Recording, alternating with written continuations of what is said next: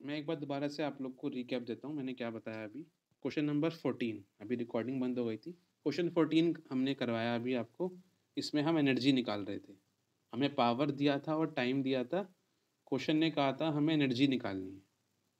जब भी आपको एनर्जी निकालनी होती है किसी क्वेश्चन में, तो उस एनर्जी का मतलब है आपको वो किलोवाट आवर में निकालनी है, क्योंकि एनर्जी की कमर्शियल यूनिट जो होती है वो किलोवाट आवर ही होती है, या उसको यूनिट्स भी कह देते हैं।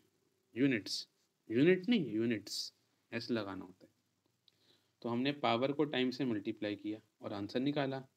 ध्यान रखना होता है ऐसे क्वेश्चन में कि पावर किलोवाट में कन्वर्ट हो। ये वॉट में थी, 1000 से डिवाइड किया। टाइम आवर में ही होना चाहिए, वो था, हमारा काम हो गया। अब क्वेश्चन नंबर 15 कर रहे हैं। क्वेश्चन नंबर 15 थोड़ा सा इंपॉर्टेंट है, पता होना चाहिए। क्वेश्चन नंबर 15 जरा समझते हैं हम लोग क्या कहना चाह रहा है हमसे। क्वेश्चन नंबर 15 कह रहा है कि इलस्ट्रेट करिए law of conservation of energy by discussing the energy change which occur when we draw a pendulum bob and oscillate it. Question के दो पार्ट हैं। पहला बता रहा है क्वेश्चन का पार्ट कि जब पेंडुलम का बॉब, देखिए ये पेंडुलम का बॉब है। पेंडुलम में दो चीज़ें होती हैं। पेंडुलम में ये जो सर्कुलर शेप में दिख रहा है आपको, ये पेंडुलम का बॉब है। और एक थ्रेड होती है पेंडुलम में, ये पेंडुलम की थ्रेड है।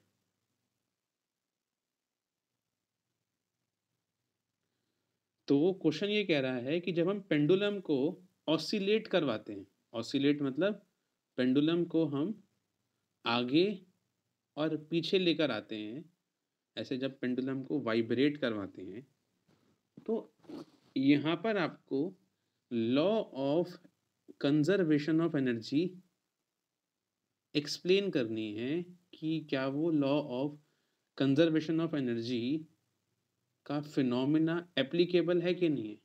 मैंने पढ़ा रखा है आप लोग को इस चैप्टर में law of conservation of energy. मुझे यहाँ पर उसको शो करना है, क्या वो एनर्जी यहाँ पर एप्लीकेबल है। पहला पार्ट तो ये कह रहा है, जरा समझते हैं। कोई बता सकता है वैसे आप लोगों में से मुझे कि law of conservation of energy क्या कहती है। हमने पढ़ा हुआ है इस चैप्टर में।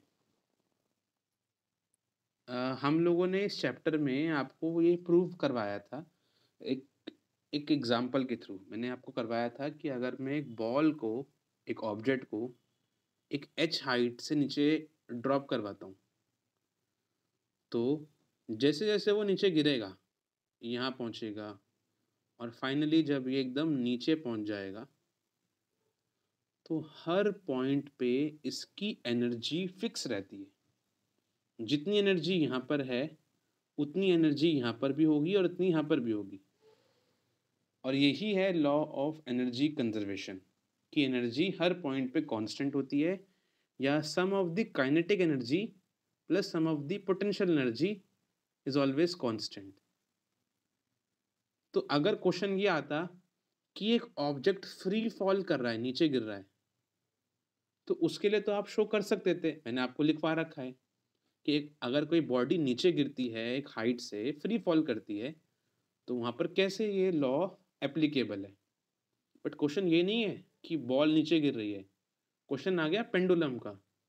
तो ये एग्जाम में आ गया तो कैसे करेंगे, समझते हैं। सपोज करते हैं पेंडुलम अभी इस पॉइंट पे है, ए पॉइंट पे। अब इसको आप इधर की तरफ मूव करवाइए। पहले पेंडुलम अपने यहाँ पकड़ा हुआ था, यहाँ आपने रोका हुआ था, क्योंकि पेंडुलम यहाँ पर रेस्ट पे है, ए पॉइंट पे आपने पकड़ा हुआ है अपने हाथ से, तो यहाँ पर सिर्फ पोटेंशियल एनर्जी होगी, काइनेटिक एनर्जी नहीं होगी, क्योंकि ये रुका हुआ है अभी ए पॉइंट पे आपके पास। अब आपने इसको मूव करवाया और ये यहाँ से यहाँ पहुँच जाता है। जैसे पेंडुलम यहाँ से यहाँ पहुँचेगा, तो आप एक चीज़ देखिए ज़रा, आप ज़रा एक चीज़ को नोटिस करिएगा।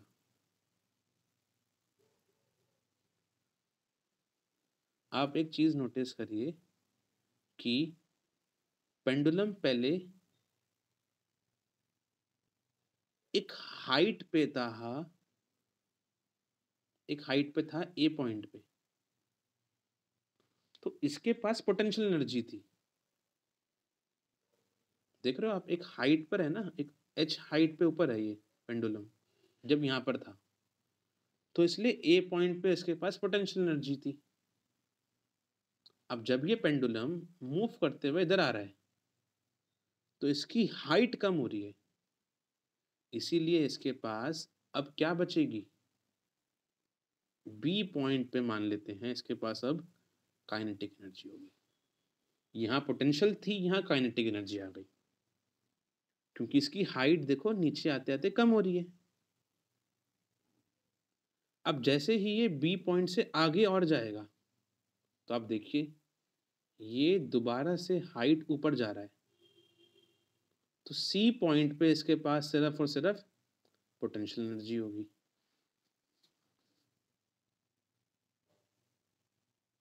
और ए पॉइंट पे पोटेंशियल एनर्जी है, बी पॉइंट पे काइनेटिक एनर्जी है, सी पॉइंट पे पोटेंशियल एनर्जी है, बट तीनों पॉइंट पे एनर्जी कांस्टेंट रहेंगी, क्योंकि एक एनर्जी बढ़ रही है, दूसरी घट रही है, इनका सम कांस्टेंट रहेगा। इसलिए पेंडुलम जब मूव करता है तो वो भी law of energy conservation follow करता है। और आप यही बताएंगे, एक डायग्राम बनाएंगे अपनी कॉपी में और बताएंगे जब वो पेंडुलम ए पॉइंट पे है, तो क्योंकि वो एक हाइट पर है, इसलिए उसके पास पोटेंशियल एनर्जी है। देखो आप खुद देखो ना, ए पॉइंट पे वो एक हाइट पर है, यहाँ पर देखो एक हाइट पर है, इसलिए पोटेंशियल एनर्जी है। जब वो ए से बी की तरफ आएगा, तो वो हाइट कम कवर कर रहा है, तो इसलिए बी पॉइंट पे उसके पास काइनेटिक एनर्जी है, पोटेंशियल एनर्जी खत्म हो गई। जब दोबारा से ये बी से सी पॉइंट जाएगा, तो देखो ये हाइट ऊपर जा रहा है अब, इसलिए यहाँ पोटेंशियल एनर्जी आ जाएगी, और हर पॉइंट पे एनर्जी का सम कांस्टेंट रहेगा। अब इस क्वेश्चन का सेकंड पार्ट कह रहा है कि why does the bob eventually come to rest, what happens to its energy eventually, is it a violation of law of conservation of energy. आपने भी देखा होगा, अगर आपके पास पेंडुलम है, उसको आप ऐसे ऑसिलेट करवाओ, थोड़ी देर बाद वो पेंडुलम अपने आप ही रुक जाता है। पेंडुलम को ना आप समझ सकते हो, एक झूला नहीं होता, सी सॉ जो होता है, या स्विंग जो होता है, स्विंगिंग जो आपका होता है राइड, जब उसको आप उस पर बैठ के आप जब झूलते हो और कोई आपको पुश नहीं कर रहा पीछे से, तो थोड़ी देर बाद वो एकदम से रुक जाता है। ऐसी पेंडुलम का होता है। पेंडुलम को अगर आपने मूव करवाया, तो थोड़ी देर बाद वो अपने आप ही रुक जाता है। ऐसा क्यों होता है?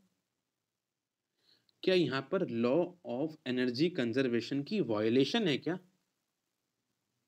लॉ ऑफ एनर्जी कंजर्वेशन कहती है एनर्जी हमेशा कांस्टेंट रहनी चाहिए, बट आप देखो ना पेंडुलम रुक क्यों रहा है? पेंडुलम रुक रहा है, इसका मतलब एनर्जी लॉस हो रही है क्या? तो इसका आंसर है नो।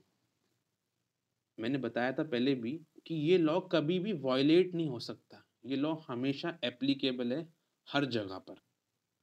तो हो क्या रहा है फिर, ये पेंडुलम रुक क्यों रहा है? देखिए, पेंडुलम रुकता इस वजह से है क्योंकि जब पेंडुलम मूव करता है ना, तो इस रूम में जितनी भी एयर होगी, एयर इस पे रेजिस्टेंस लगाएगी और इसे रोकने की कोशिश करेगी, और एयर की वजह से जितनी पेंडुलम की एनर्जी है, वो एनर्जी एयर को ट्रांसफर हो जाएगी, और जब एनर्जी नहीं होगी पेंडुलम के पास, तो वो मूव ही नहीं कर पाएगा। तो यहां पर वायलेशन नहीं हुआ, एनर्जी ट्रांसफर हुई, पेंडुलम की एनर्जी एयर को मिल गई, बट एनर्जी तो कांस्टेंट रही ना, क्योंकि एनर्जी पेंडुलम से एयर के पास पहुंच गई, और इसलिए पेंडुलम रुक गया। तो कोई भी वायलेशन नहीं हो रहा यहाँ पर, ये लॉ हमेशा करेक्ट है और रहेगा। तो पहले डायग्राम बनाते हैं पेंडुलम का, फिर एक ये दिखा दो डायग्राम, और एक ये दिखा दो डॉट से डायग्राम। जब पेंडुलम यहाँ पर है, ये पॉइंट बी है, ये ए है, ये सी है, और इतनी हाइट कवर करनी पड़ती है ए से बी आने में और बी से सी जाने में। पहला पॉइंट लिखिए, when the pendulum is at point A, जब पेंडुलम पॉइंट ए पे है, it has only potential energy, PE का मतलब potential energy. When it moves to point B, there is a reduction in, उसकी हाइट कम हो रही है, there is a reduction in height and so kinetic energy उसकी बढ़ जाती है, increases when the pendulum moves to C point, when the pendulum moves to C point,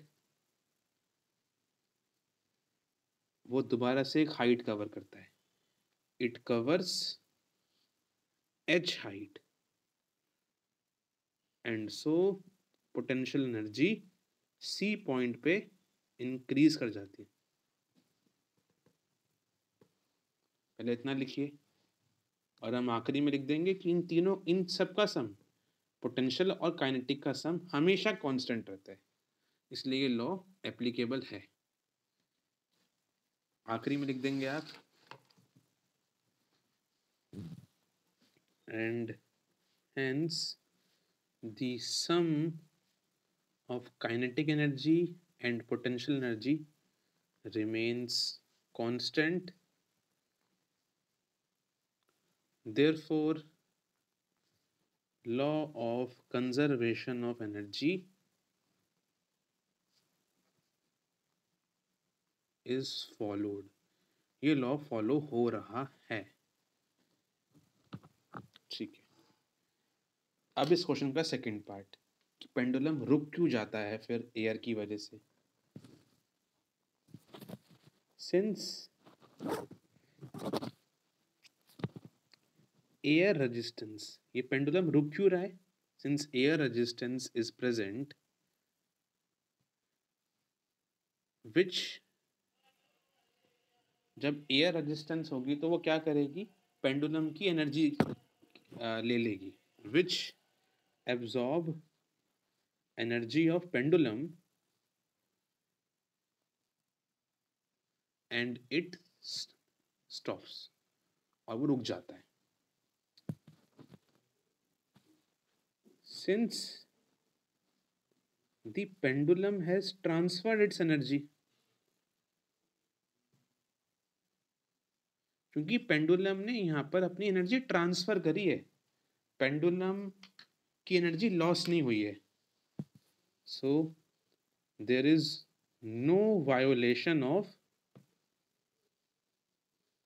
law of conservation of energy. इसलिए ध्यान रखिएगा, यहाँ पर कोई लॉ वायोलेट नहीं हो रहा, सिर्फ एनर्जी का ट्रांसफर हो रहा है, पेंडुलम की एनर्जी एयर को मिल रही है, कोई लॉस नहीं हुई एनर्जी, इसलिए ये लॉ एप्लीकेबल यहां पर भी है।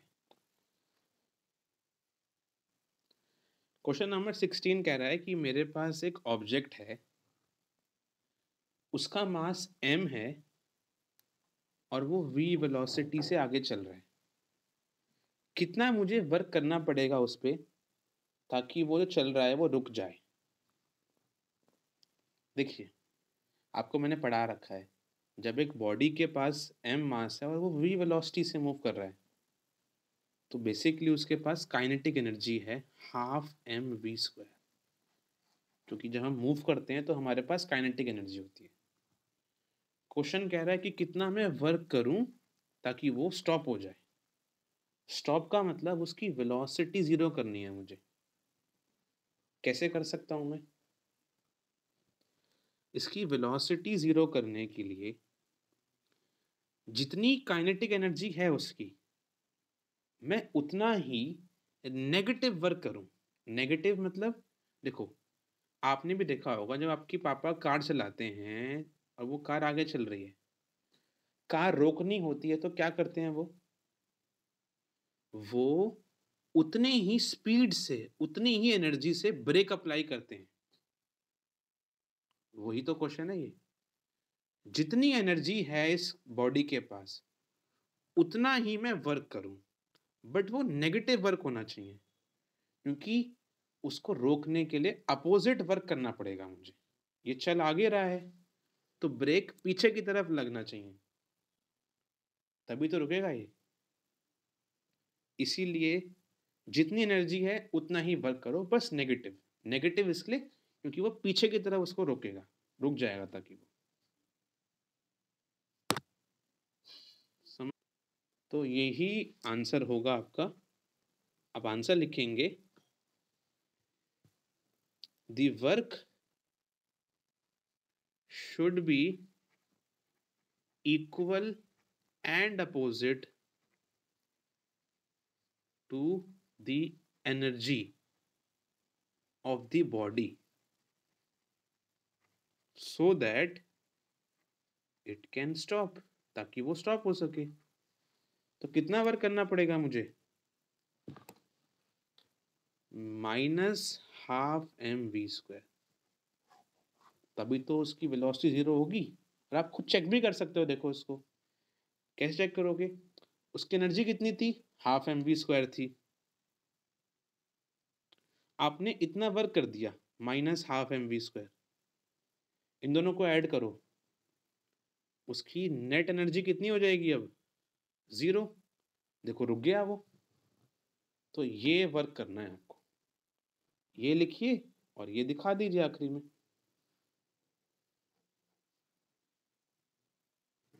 क्वेश्चन नंबर 17 कह रहा है, calculate the work done required to be done. हमें वर्क करना है एक कार के ऊपर। एक कार है, मूव कर रही है, कार है वो मूव कर रही है आगे की तरफ।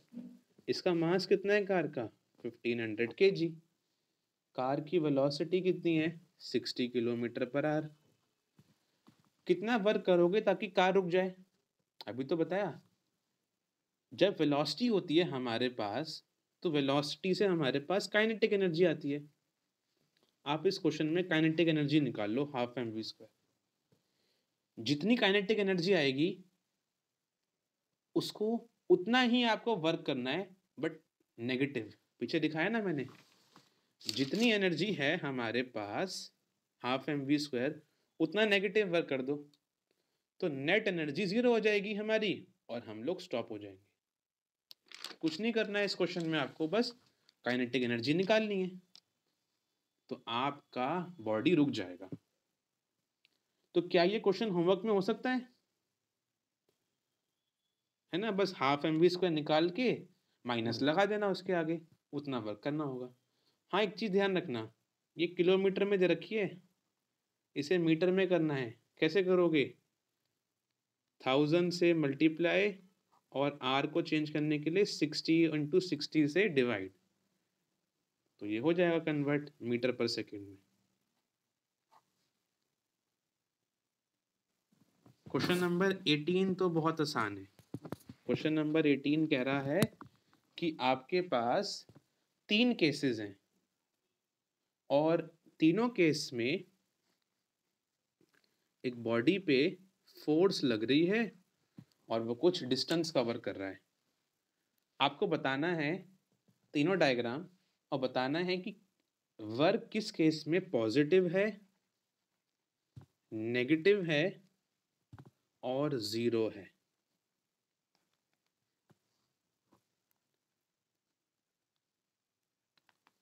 पहले केस को देखते हैं, ए फिगर को। बताइए इस केस में वर्क कितना हो रहा है? फोर्स ऊपर है और डिस्टेंस या डिस्प्लेसमेंट मेरी आगे की तरफ हो रही है। ये बता सकता है कि कौन सा इस केस में वर्क कितना है? Positive, negative, zero? हमने पढ़ा हुआ है इस चैप्टर में, अगर फोर्स और डिस्प्लेसमेंट के बीच में 90 डिग्री का एंगल बनता है तो वर्क कितना होता है उस केस में? 0।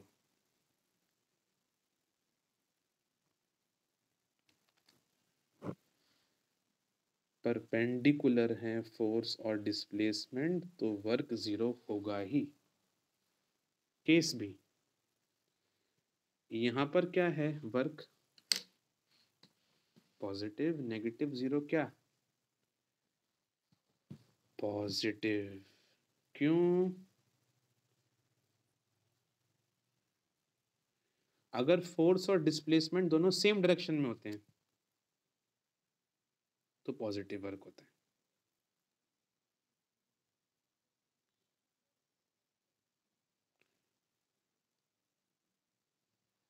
Third case,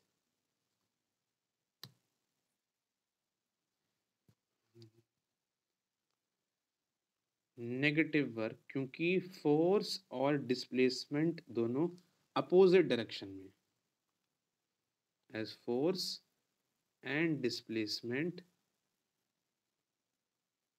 are in opposite direction। Question number 19 कह रहा है कि सोनी कह रही हैं कि एक बॉडी का एक्सेलरेशन 0 होता है जब उस पर बहुत सारी फोर्सेस लग रही हैं। देखिए ऐसा पॉसिबल कब है, एक्सेलरेशन 0 कब होता है? जब एक बॉडी पे हम बहुत सारी फोर्स लगाएं, आगे से, पीछे से, ऊपर से, नीचे से, बट वो सारी फोर्सेस मिला के 0 हो जाएं। अगर फोर्स 0, तो हमने पढ़ा था चैप्टर नंबर 9 में, फोर्स होता है मास इनटू एक्सेलरेशन। अगर फोर्स ही 0 है तो एक्सेलरेशन 0 होगा। Simple question. क्वेश्चन नंबर 19 में आप कहेंगे yes, Soni is correct. But कब है सोनी करेक्ट?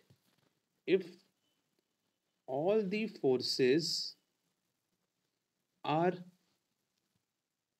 0, मतलब that is net force is equal to 0, then acceleration will be 0। Question number 20। Question number 20 हमने पहले कर रखा है इस चैप्टर में, तो लास्ट क्वेश्चन चैप्टर का क्वेश्चन नंबर 21। क्वेश्चन नंबर 21 में बताना है एक freely falling body ground touch करने पे इवेंचुअली रेस्ट पे आ जाती है, स्टॉप हो जाती है, तो उसकी काइनेटिक एनर्जी पे क्या फर्क पड़ता है? ये क्वेश्चन पूछ रहा है। देखिए जैसे ही हम एक ग्राउंड पे गिरते हैं, हमारी काइनेटिक एनर्जी जो होती है वो इस ग्राउंड पे गिरने के बाद ग्राउंड एब्जॉर्ब कर लेता है फ्रिक्शन की वजह से। क्योंकि जैसे ही आप ग्राउंड पे टच करेंगे तो फ्रिक्शन की वजह से आपकी सारी एनर्जी ग्राउंड को मिल जाएगी और वो हीट प्रोड्यूस हो जाएगी, इसलिए आप स्टॉप हो जाते हैं। तो आप स्टॉप क्यों हो रहे हैं? जब आप नीचे गिरते हैं एक हाइट से, क्योंकि जैसे ही आप ग्राउंड टच करते हैं तो फ्रिक्शन की वजह से हीट पैदा होती है और वो हीट ग्राउंड एब्जॉर्ब कर लेता है और अल्टीमेटली आपकी एनर्जी 0 हो जाती है। तो लिख लीजिए, the kinetic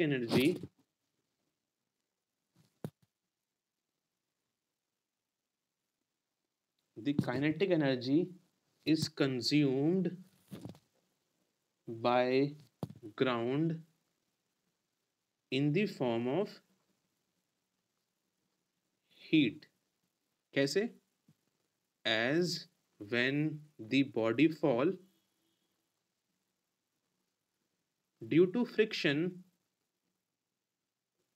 kinetic energy changes to heat and which is absorb by पाइक्रोम, और आपकी काइनेटिक एनर्जी 0 हो जाती है। Question finish, chapter finish.